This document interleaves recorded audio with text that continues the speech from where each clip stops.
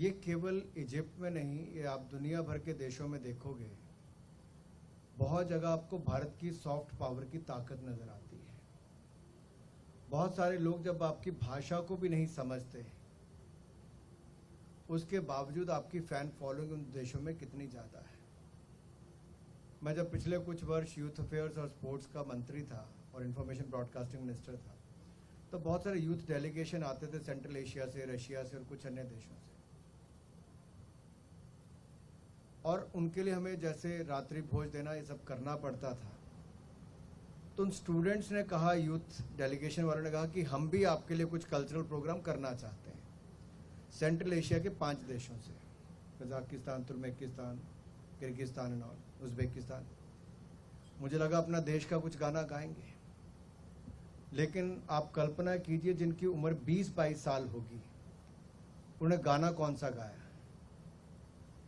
जिम्मी जिम्मी जिम्मी आजा आजा आजा।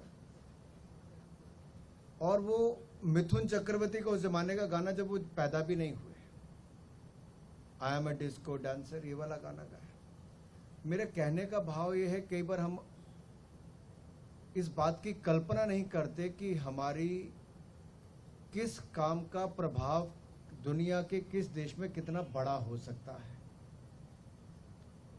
ऐसे ही जब पिछले कल हम इथोपिया में थे, तो वहाँ पे एक बहुत बड़ी जो हमें देखने को मिला कि भारतीय टीचर्स, उन्होंने एक बहुत बड़ी पहचान अपनी इथोपिया में बनाई है।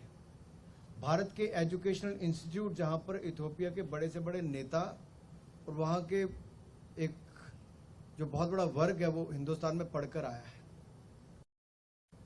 How you conduct your self, how you behave, what impression you leave on the people, that makes a lot of difference। और कहीं ना कहीं ये भारत की छवि को बनाने में काम आता है।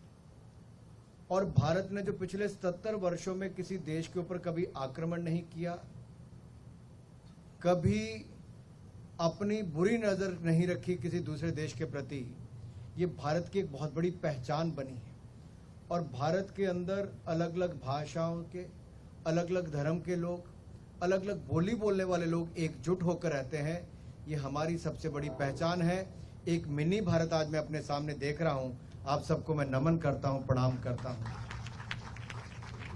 यही हमारी ताकत है। और जब हम सब